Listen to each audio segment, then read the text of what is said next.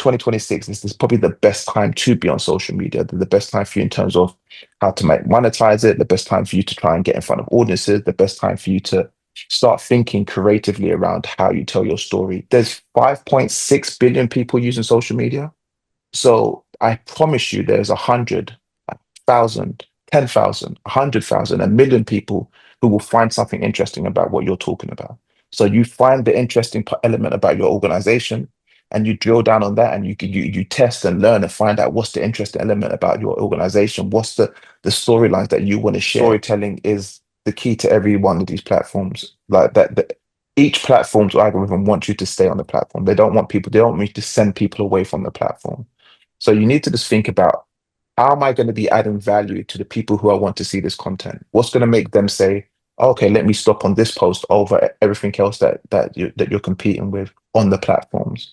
So that's all I would think about. Just be more intentional about how each post adds value to your audience or the people who you want to see your content in the first place.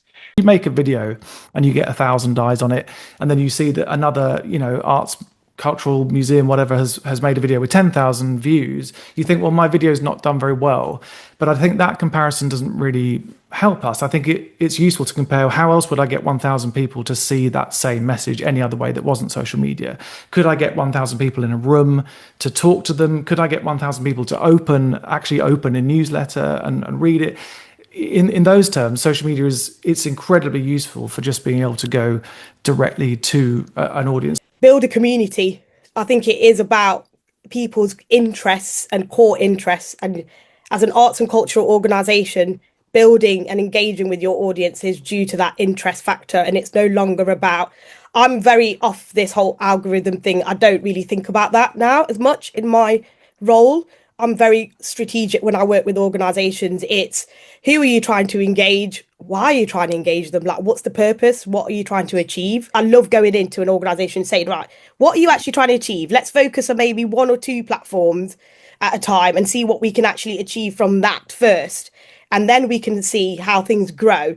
Okay, and do them well. So focus on that one or two, three platforms and do them well. And just be consistent as well. I tend to find quite a few organizations will start something and then they'll think, oh, it's not reaching the right audience, or this is not working well. And they've probably only tried and tested it for a few weeks or a few months and already they've given up. I think you've got to be consistent in your content. Birmingham Hippodrome, I quite like them. Again, I don't think their focus is around, we know they do lots of shows. We know they do, we know they've got brilliant stuff happening, but actually quite a lot of their content, again, highlights the people and the communities around them. And a lot of the stuff that they share are around the community programs that they're doing and the behind the scenes activity. I think it's about organizations like this promoting that community spirit and highlighting the people and the participation of the communities that they're trying to attract, which therefore then makes those communities feel more connected.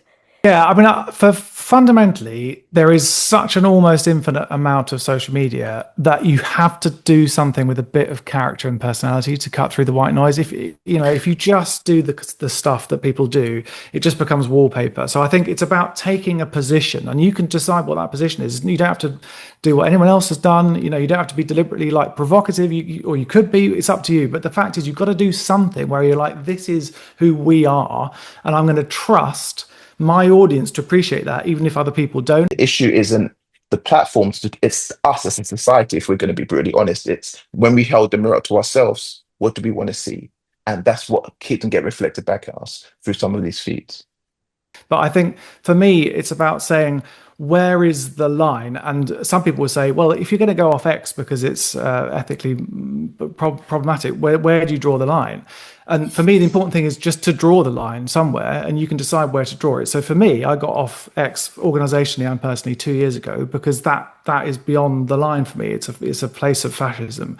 That Meta is hugely problematic, but for me at the moment, despite the fact it's hugely problematic, I'm still there, and I'm constantly balancing everything that you would expect us to balance, which is what are the morals versus the opportunities versus the reach versus the community and all that kind of stuff. Where will I be putting my efforts? I think I'll be putting my efforts in understanding the difference. And this is going back to the ethics a little bit. between Yeah. personal versus professional. I think I need to get a better balance of that. What my personal thoughts, beliefs, and what I'm interested in versus my professional and some of the organizations I work with and what their beliefs, values, and thought processes are. And don't like to try and go in too much with my own personal thoughts about platforms and things like that, and actually let the organization tell me what their thoughts, values are. And if they're not really aligned to me fully, maybe I might walk away.